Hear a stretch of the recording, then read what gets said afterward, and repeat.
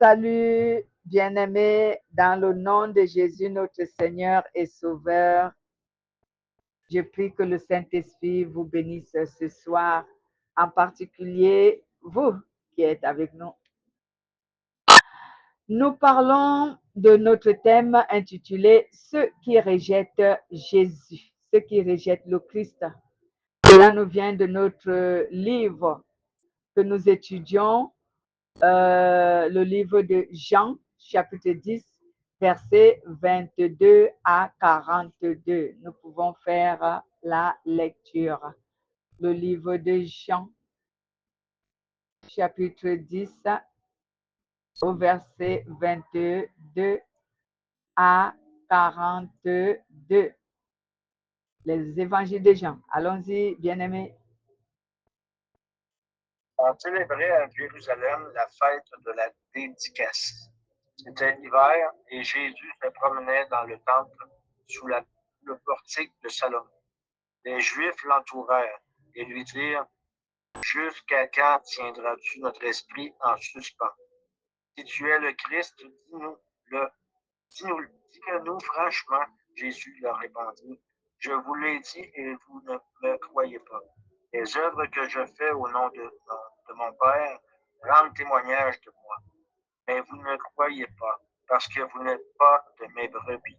Les brebis entendent ma voix, je les connais et elles me suivent. Je leur donne la vie éternelle et elles ne périront jamais, et personne ne les ravira de ma main. Mon Père qui me les a donnés est plus grand que tous, et personne ne peut les ravir de la main de mon Père. Moi et le Père, nous sommes un. Alors les Juifs prirent de nouveau des pierres pour le lapider. Jésus leur dit: Je vous ai fait voir plusieurs bonnes œuvres venant de mon Père. Pour laquelle me lapidez-vous? Les Juifs lui répondirent: Ce n'est point pour une bonne œuvre que nous te lapidons, mais pour un blasphème. Et parce que toi, qui es un homme, tu te fais Dieu. Jésus leur répondit: N'est-il pas écrit dans votre loi? Il dit: Vous êtes des dieux. Si elle a appelé Dieu ceux à qui la parole de Dieu a été adressée, et si l'Écriture ne peut être anéantie, celui que le Père a sanctifié et envoyé dans le monde, vous lui dites: Tu blasphèmes, et cela parce que j'ai dit: Je suis le Fils de Dieu. Si je ne fais pas les œuvres de mon Père, ne me croyez pas. Mais si je les fais, quand même vous ne me croyez point. Croyez à ces œuvres afin que vous sachiez et reconnaissiez que le Père est en moi et que je suis dans le Père. Là-dessus, ils cherchèrent encore à le saisir, mais il s'échappa de leurs mains. Jésus s'en alla de nouveau au-delà du Jourdain, dans le lieu où Jean avait d'abord baptisé, et il y demeura. Beaucoup de gens vinrent à lui et ils disaient: Jean n'a fait aucun miracle, mais tout ce que Jean a dit de cet homme était, était vrai, et dans ce lieu-là, plusieurs crurent en lui. Amen. Amen. Et là, beaucoup de gens crurent en Jésus-Christ. Donc, bien aimé, on parle de ceux qui rejettent Jésus-Christ. Ceux qui rejettent Jésus-Christ. C'est triste de savoir que certaines personnes rejettent le Christ. C'est vraiment triste. Pourquoi? Parce que le rejet du Christ a des conséquences graves. Donc, qu'est-ce que la Bible appelle ici rejeter Jésus ou rejeter le Christ? Rejeter Jésus-Christ est le fait de refuser le salut qu'il a offert gratuitement à l'humanité. C'est la première raison qu'on attribue au rejet de Jésus. Donc, rejeter Jésus, c'est le fait de refuser le salut que Jésus a offert gratuitement à l'humanité.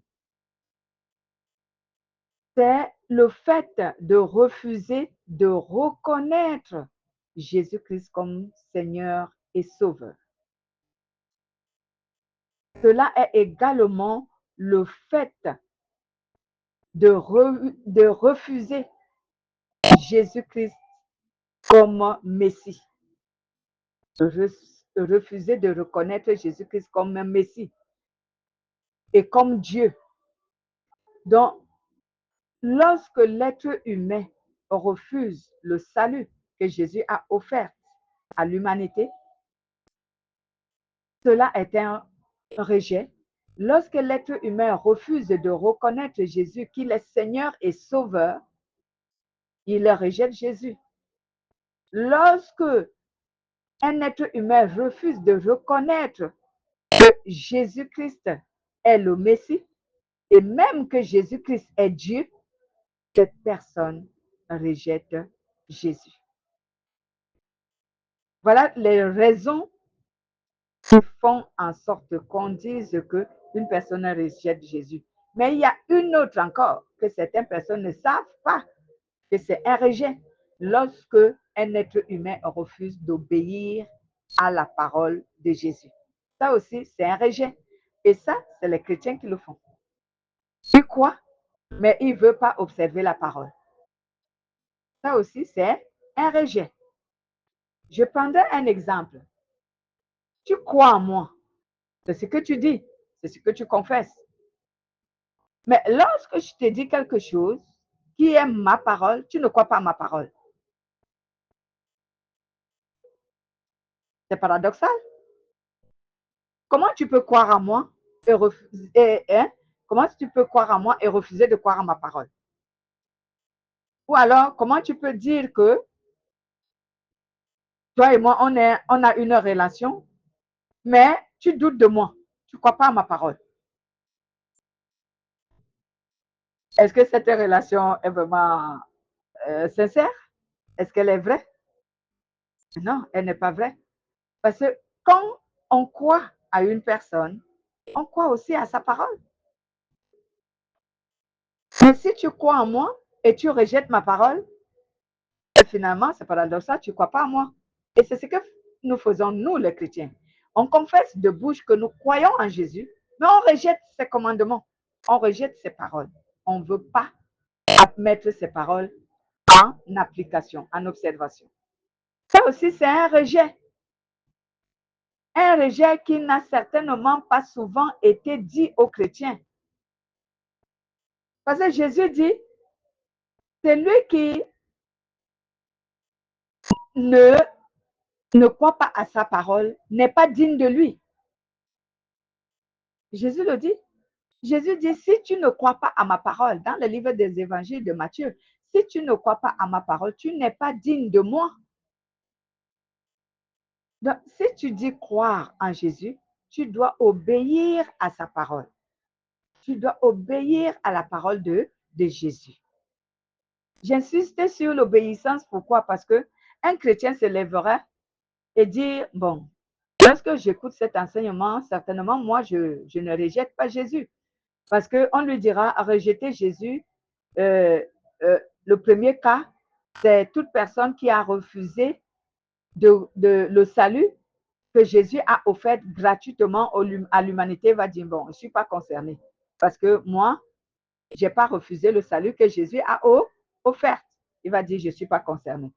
On va encore lui dire que le rejet contre Jésus, c'est de refuser de le reconnaître comme Seigneur et Sauveur. Il va dire, non, moi je reconnais. Je reconnais que Jésus est le Seigneur et le Sauveur. Je ne suis pas concerné, donc je ne rejette pas Jésus. On lui dira aussi que rejeter Jésus, c'est également le fait de refuser de reconnaître qu'il est le Messie, comme les Juifs avaient refusé, et même qu'il est Dieu. Le croyant en Jésus-Christ va dire non, mais moi, je crois en toutes ces choses. Comme l'homme riche avait dit à Jésus, quand il a dit à Jésus, que dois-je faire pour gagner le royaume des cieux? Jésus lui a dit, tu connais la loi de Moïse. La Bible dit, tu ne tueras pas, tu ne commettras pas d'adultère, tu ne voleras pas, honore ton père et ta mère. Et il dit à Jésus, avant que Jésus ne termine, il dit à Jésus, oh, moi, j'ai observé toutes ces choses durant ma vie. Jésus lui dit, c'est bon, c'est bien. Maintenant, il te reste une seule chose. Va, vends tes biens, donne ça aux pauvres. Ensuite, viens et suis-moi. À ce niveau, c'était compliqué. Il s'agit de quoi à ce moment? Il s'agit de l'obéissance. Il avait refusé d'obéir à la parole de Jésus. Donc, les chrétiens diront non, je ne suis pas concerné, moi je crois au salut, je reconnais que Jésus-Christ est Seigneur, je reconnais que Jésus-Christ est Messie, je reconnais que Jésus-Christ est Dieu. Mais tu reconnais tout ça, est-ce que tu lui obéis? Tu obéis à sa parole? Toi aussi, tu es celui qui l'a rejeté si tu ne crois pas à sa parole. Si tu n'obéis pas à sa parole, tu l'as rejeté. Comme ce jeune riche-là, on lui dit, va, vends tout ce que tu possèdes, donne l'argent et donne ce que tu as aux pauvres et viens et suis Jésus. Non, il a aimé, c'est bien plus que Jésus. Il a dit à Jésus, non, ça, je ne peux pas le faire. C'est tellement compliqué pour moi de le faire. Oui, c'est ce que nous disons. Ce sont nos excuses. On se justifie toujours. Obéir à Jésus est difficile. Il a dit, tu ne tueras pas. Il a dit, il faut pardonner. Il a dit, il faut aimer même tes ennemis. Comment c'est possible d'aimer mes ennemis? Il a dit, ne rends pas le mal pour le mal. Comment c'est facile de faire ça? C'est pas facile. Il a dit, tu ne commettras pas d'adultère. Il a dit, beaucoup disent non, non. Il a dit, ne garde pas l'inimitié, hein, ne provoque pas des dissensions, hein, ne fais pas du mal. Il faut être aimable envers tout le monde, vivre en paix avec tout le monde, comme le dit Hébreu chapitre 12 au verset 14. Hein, soyez en paix avec tous et sanctifiez-vous, car sans la sanctification, personne n'est agréable à Dieu. Et il dit, la sanctification, là, c'est compliqué. Alors, à ce moment, est-ce que toi, tu ne rejettes pas Jésus? Tu es compté parmi ceux qui rejettent Jésus. Je vous assure que allez faire même un sondage aujourd'hui. Demande aux chrétiens, est-ce que tu as rejeté Jésus ou tu as reçu Jésus? Chaque chrétien va te dire que moi, j'ai reçu Jésus. Mais arrive au niveau de l'obéissance. Dis-leur que si tu as reçu Jésus, est-ce que tu lui obéis? Tu vas voir beaucoup de chrétiens vont se retrouver à ce stade qu'ils ont rejeté Jésus parce qu'ils n'obéissent pas à sa parole. Aujourd'hui, donc, le Saint-Esprit nous fait connaître que rejeter Jésus, c'est aussi le fait de ne pas obéir à sa parole. Comme ce jeune homme riche, il avait rejeté Jésus. Parce qu'il n'a pas obéi à la parole que Jésus lui a dit, va et vends tout ce que tu possèdes, viens et suis-moi. Il n'a pas obéi. Donc, Jésus nous dit sur Jean, le livre de Jean, chapitre 12, au verset 48, on peut lire cette référence-là.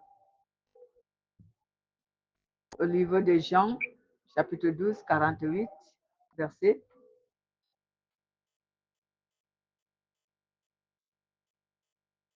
Celui qui me rejette et qui ne reçoit pas mes paroles à son juge, la parole que j'ai annoncée, c'est elle qui le jugera au dernier jour. Amen. Jésus dit donc, celui qui n'obéit pas à ma parole, mais qui la rejette, c'est cette parole qui sera son juge au dernier jour. C'est ce que dit Jésus. Il dit, si tu dis avoir cru en moi, le jeune homme riche, vous trouverez cela sur Matthieu, chapitre 19, à partir du verset 16. Hein, à partir du verset 16, bon, c'est quelque chose qu'on peut s'arrêter. Au verset 27. Voilà.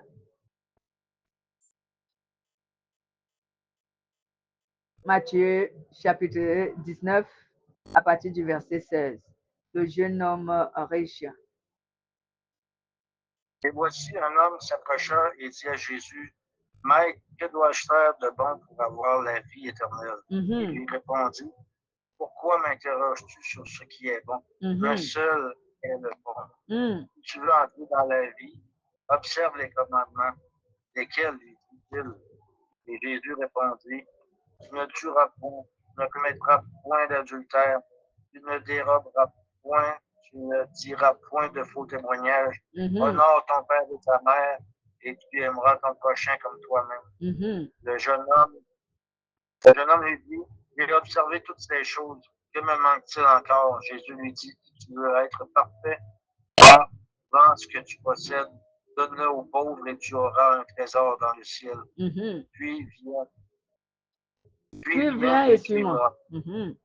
Après avoir entendu ces paroles, le jeune homme s'en alla tout triste, car il avait de grands biens. Jésus dit à ses disciples, je vous le dis en vérité, un riche entrera difficilement dans le royaume des cieux. Je vous le dis encore, il est plus facile à un chameau de passer par le trou d'une aiguille qu'à un riche d'entrer dans le royaume des cieux. Les disciples, ayant entendu cela, furent très étonnés et dirent, qui peut donc être sauvé? Jésus les regarda et leur dit, aux hommes cela est impossible, mais à Dieu tout est possible. Amen. Amen. On va s'arrêter là. Donc, voici donc l'exemple de notre obéissance. On n'est pas, nous les chrétiens, nous ne sommes pas différents de ce jeune homme riche. Parce que souvent, c'est comme ça que nous nous exprimons. Oh non, moi je fais ci, je prie, j'obéis à Dieu, je vais aller au culte, aux réunions, je communie avec des frères, je donne ma dîme, je participe à l'église, j'ai des responsabilités. Oui, ce sont nos bouches qui s'expriment. Mais maintenant, quand on nous dit, soumettez-vous à Dieu, résistez au diable en obéissant à Dieu et en évitant le péché, alors là, on trouve que c'est pas facile. Et nous pensons que nous n'avons pas rejeté Jésus. Si, c'est une manière de rejeter Jésus.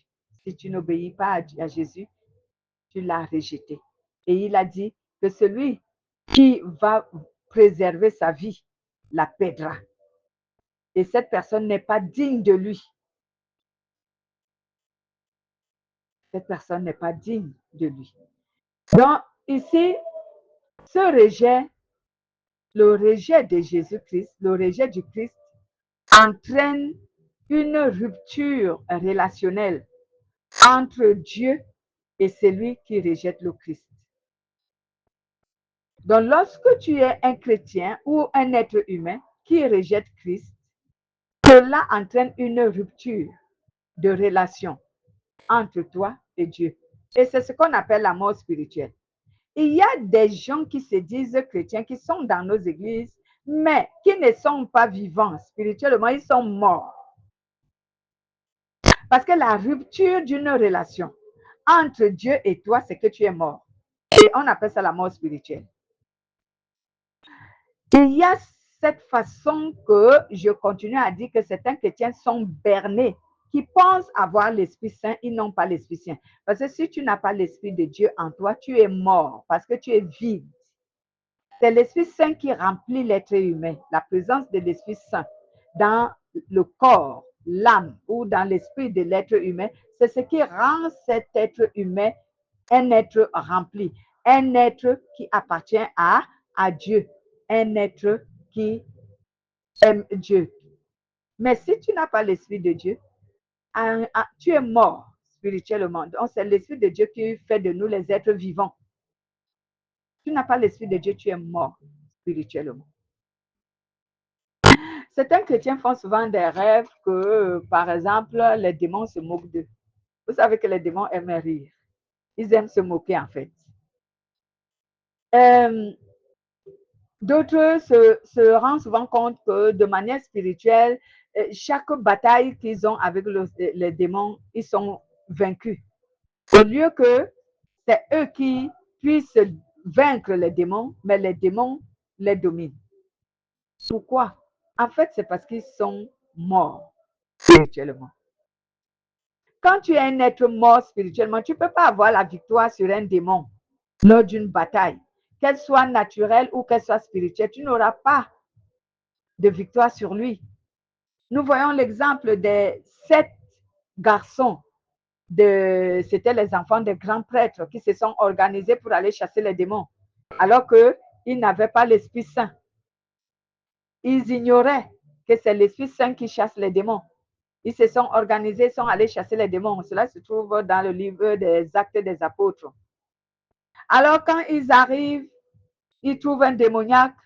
Ils disent à ce démoniaque, au nom de Jésus que Paul prêche, démon, sort de ce corps et va-t'en. Les démons se sont mis à se moquer d'eux. Les démons ont commencé à rire. Le démon leur a dit, et qui êtes-vous? Qui êtes-vous? Moi.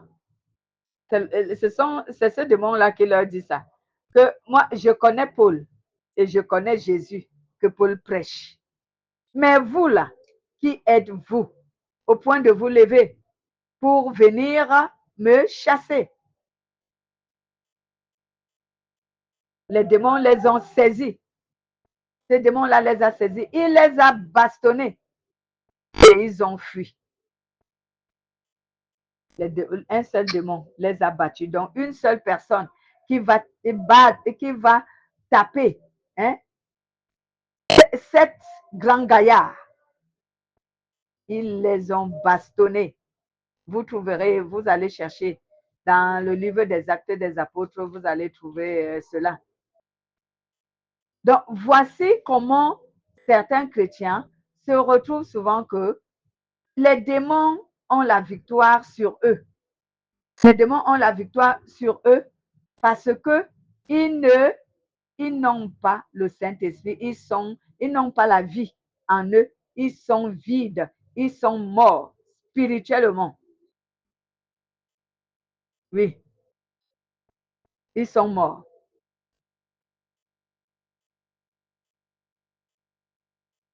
Je pense que cela se trouve sur Actes chapitre 19, si je ne me trompe pas.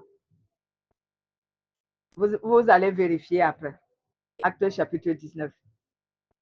Donc, lorsque tu n'as pas la vie en toi, la vie qui vient du Saint-Esprit, de la présence du Saint-Esprit en toi, tu es un être humain qui est vide. Et dans cette avidité, tu n'as pas la vie. Donc, tu n'as pas la vie. Parce que la véritable vie dont nous parlons ici est la présence du Saint-Esprit dans notre esprit. C'est ce qui nous donne la vie.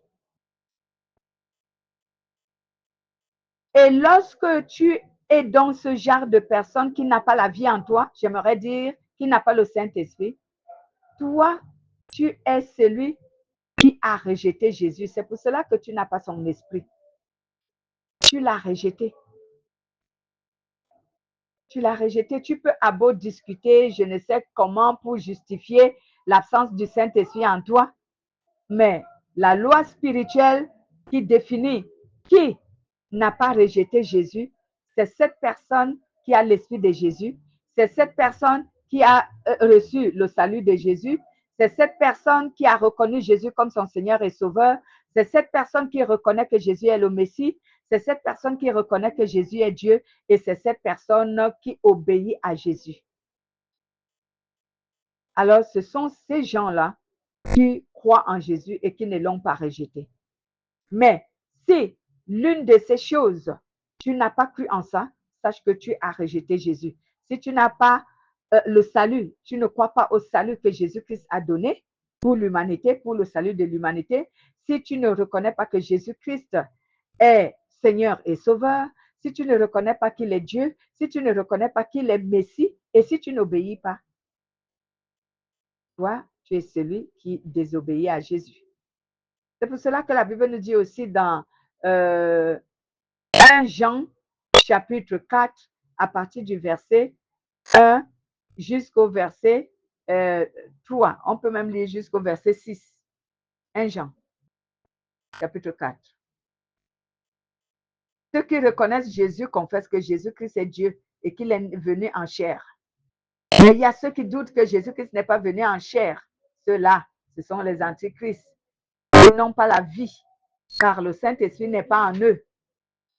Et ce sont des gens, en confessant de cette manière, en niant que Jésus-Christ est Dieu, venu en chair, alors ce sont des gens qui ont rejeté Jésus. 1 Jean chapitre 4, verset 1 à 6, lisons jusqu'à 6. Bien-aimés, n'ajoutez pas foi à tout esprit, mais éprouvez les esprits pour savoir s'ils sont de Dieu, car plusieurs faux prophètes sont venus dans le monde. Reconnaissez à ceci l'Esprit de Dieu. Tout esprit qui confesse Jésus-Christ venu en chair est de Dieu, et tout esprit qui ne confesse pas Jésus n'est pas de Dieu. C'est celui de l'Antéchrist. C'est celui de l'Antichrist. Dont vous avez appris la venue et qui maintenant est déjà dans le monde. Amen. Vous, petits enfants, vous êtes de Dieu et vous les avez vaincus.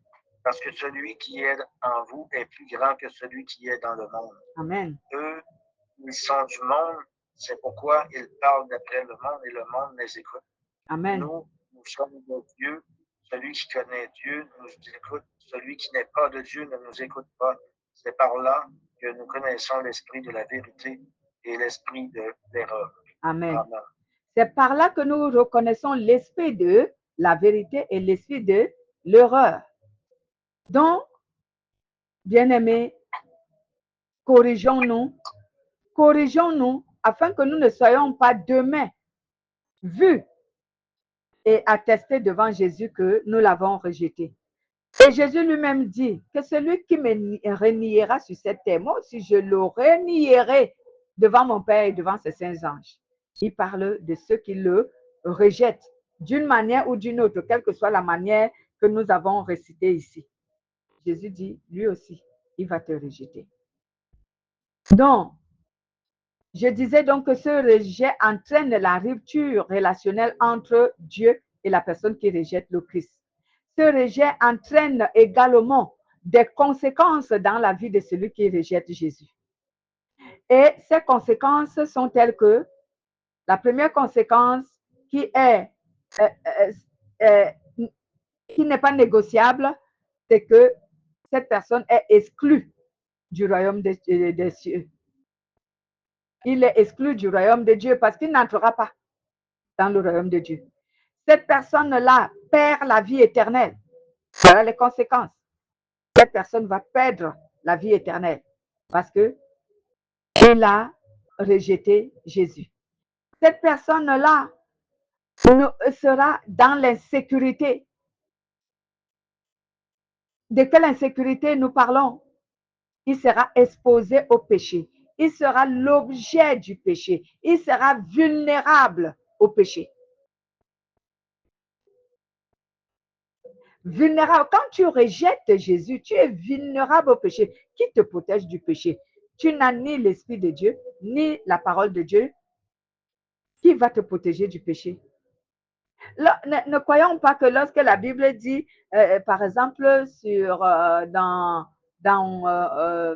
Somme 34, verset 8, où la Bible dit, l'ange de l'Éternel campe autour de ceux qui craignent l'Éternel et il les arrache du danger. Ne croyons pas que ceux qui craignent l'Éternel, c'est juste ceux qui sont appelés chrétiens. Non. Quand on dit ceux qui craignent l'Éternel, on veut dire que ceux qui obéissent à la parole de Jésus. Ces personnes-là ont cru au salut de Jésus. Ils ont reconnu que Jésus est Seigneur et Sauveur. Ils ont reconnu que Jésus est le Messie. Ils ont reconnu que Jésus est Dieu. Et au-delà de cette reconnaissance, ils obéissent également à la parole de Jésus. C'est de ces personnes que la Bible déclare que Dieu place sa sécurité, ses boucliers protecteurs autour de cette personne pour l'arracher de tout danger. Donc, il n'est pas seulement dit que parce que tu te fais appeler chrétien, Dieu va envoyer les anges te protéger. Non. Non, non, non, non, non, non. On parle de ceux qui craignent l'Éternel. Donc, lorsque tu as rejeté Jésus, les conséquences sont telles que toi, tu es vulnérable au péché. Même si tu te fais appeler chrétien, même si tu fréquentes l'église, même si tu communies dans une église, même si tu as les responsabilités dans une église, même si tu prêches la parole de Dieu, toutefois que tu désobéis à la parole de Dieu, tu es vulnérable au péché parce que tu as rejeté Jésus. Jésus n'est pas avec toi, ni son esprit. Tu es vulnérable au péché. Tu ne seras pas protégé. Qui nous protège du péché? C'est le Saint-Esprit à travers la parole qu'il nous enseigne. C'est lui qui nous protège du péché. Alors, si tu n'as pas le Saint-Esprit, qui va te protéger du péché? Ou encore, si tu as perdu le Saint-Esprit, la communion avec le Saint-Esprit, qui va te protéger du péché? Quel est l'être qui est capable de protéger un être humain du péché si ce n'est l'Esprit de Dieu? Aucun être. Même les anges ne peuvent pas nous protéger du péché, vous le savez? Les anges nous protègent des dangers, tels que par exemple la mort, tels que des accidents, tels que les attaques nocturnes, tels que l'oppression des démons. C'est ce que les anges ont reçu, l'autorisation de nous protéger. L'ange te protège des attaques. C'est que l'oppression des démons, l'ange peut te protéger de leurs attaques, de leur oppression. L'ange peut te protéger d'un danger, d'un accident de circulation et tout. Hein? L'ange peut te protéger de la mort, mais l'ange ne peut pas te protéger de la maladie. Pardon, j'aimerais dire du péché. Non, un ange ne peut pas te protéger du péché. Ça, c'est le domaine du Saint-Esprit. C'est le Saint-Esprit qui protège les croyants du péché. Et comme je le dis toujours, pour que le Saint-Esprit te protège du péché, il faut que tu aies sa parole dans ton cœur. Parce que c'est la parole du Saint-Esprit qu'il a placée dans ton cœur, qu'il utilise pour te protéger du péché. Pour que tu ne te soumettes pas. Pour que tu ne pratiques pas. Pour que tu ne demeures pas dans le péché. Un ange ne peut pas te protéger du péché. Lui, il te protège de la mort, des accidents, hein, des attaques nocturnes, des esprits méchants, des êtres méchants. Il te protège de l'oppression. Lorsqu'il a reçu l'ordre de combattre pour toi, les démons, ils le font, mais il ne te protège pas du péché. C'est le Saint-Esprit qui protège du péché. Donc, si tu ne veux pas, si tu veux te garder pur et ne pas commettre le péché, alors implore le Saint-Esprit et sauvegarde sa parole dans ton cœur. Parce que lui ne travaille pas sans sa parole. C'est avec cette parole qu'il va te protéger. Mais si la parole n'est pas dans ton cœur, le Saint-Esprit aussi ne pourra pas te protéger non plus. Avec quelle parole il va te protéger? Avec quelle arme il va te protéger du péché? Il ne le fera pas. Donc, voici les conséquences qui entraînent le rejet de Jésus. Je vais les réitérer. La personne qui rejette le Christ, cette personne, elle est exclue du royaume de Dieu. Cette personne perd la vie éternelle. Cette personne n'a pas la sécurité spirituelle de son âme. Son âme n'est pas en sécurité. Et cette personne, elle est vulnérable au péché. Elle est exposée au péché. Ce sont là les conséquences de toute personne qui rejette Jésus. Alors, ce message nous interpelle. Ce message nous fait connaître que quiconque rejette le Christ, peu importe de quelle manière nous avons cité, cette personne bien-aimée répondra de ce rejet, de cet acte de rejet devant le Christ. C'est pourquoi il a dit que quiconque rejette ma parole, c'est cette parole qui la jugera. Mais on va lire une autre version. Matthieu 21, 42. Matthieu 21, 42, que nous dit la parole de Dieu.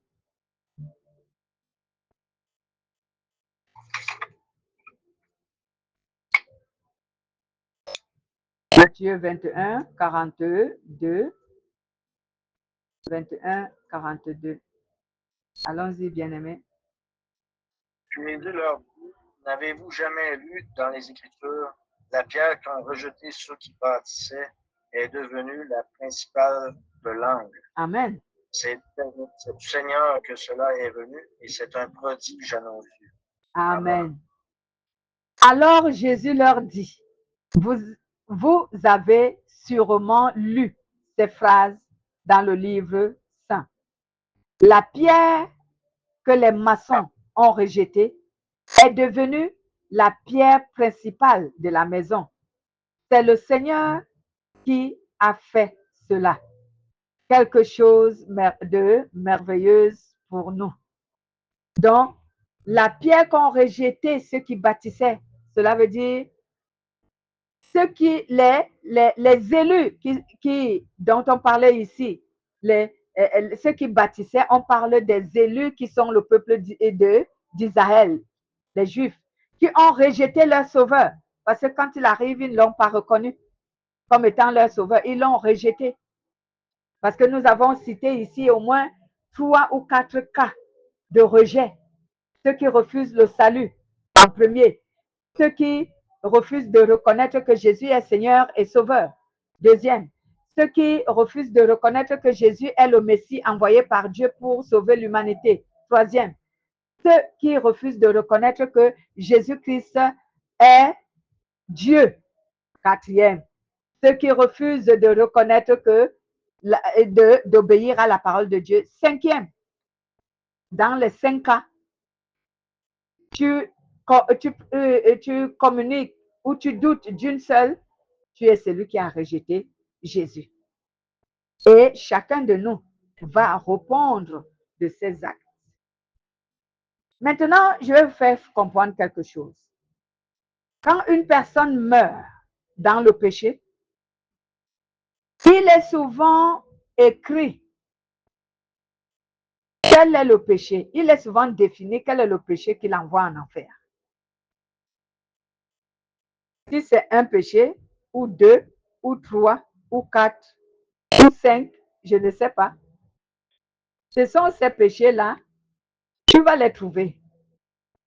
Et comme le Saint-Esprit nous a fait la grâce de connaître certains plans de Dieu, dans le monde de l'enfer, ça veut dire du séjour des morts, comme j'ai dit, souvent le séjour des morts est divisé en 2 grandes parties. La partie où il y a ceux qui meurent dans le péché et la partie où il y a ceux qui meurent dans le Christ, ceux qui meurent en Christ. Et la partie des gens qui meurent, le secteur ou la zone de ceux qui meurent dans le péché, c'est là-bas qu'on appelle les tourments éternels. Et l'enfer, vulgairement l'enfer.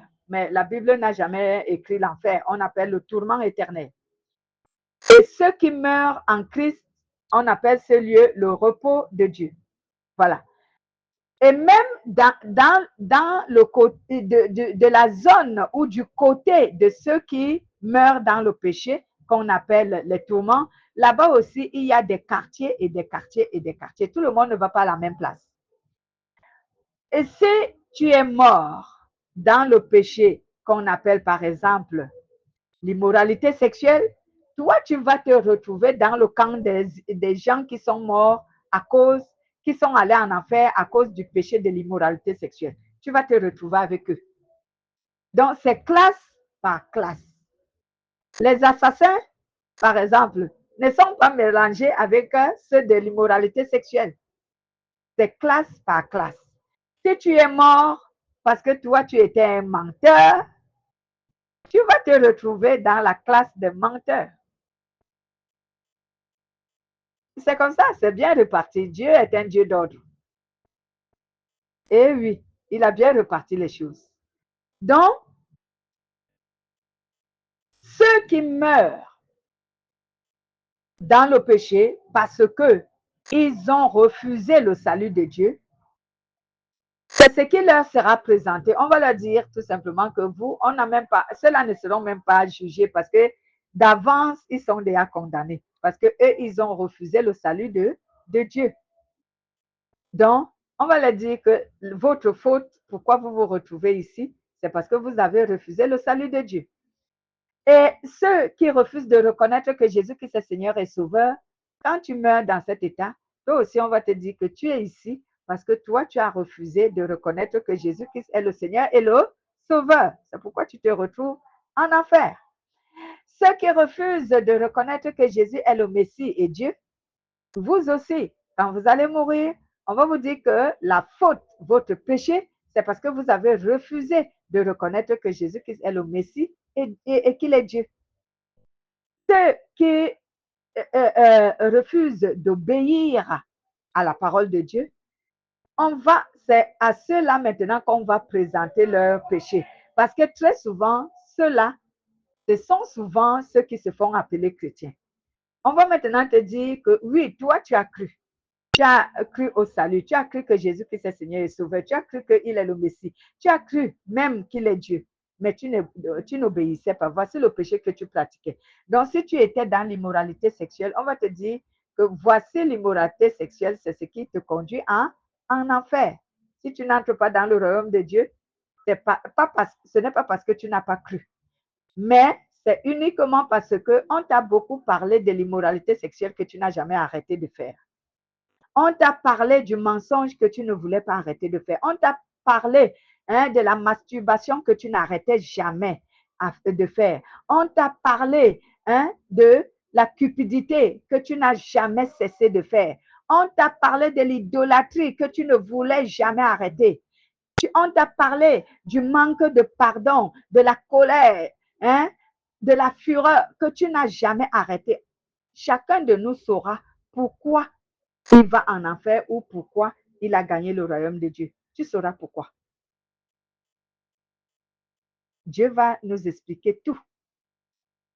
Et nous-mêmes, on sera témoins de tout. Parce que si tu essayes de douter, on va te montrer à quel moment tu as commis ce péché et pendant toute ta vie, comment tu n'as pas pu te repentir de ce péché. Et nous connaissons bien ce qu'on appelle la repentance. C'est confesser et abandonner. Abandonner le péché.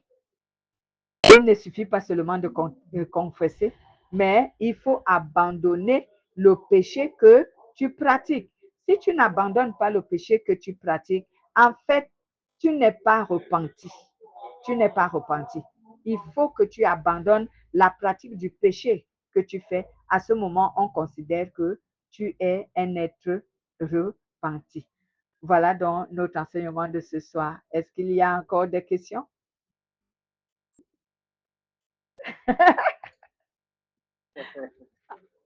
Ok. Amen. Ok, donc tout va bien alors. Gloire soit rendue à Jésus.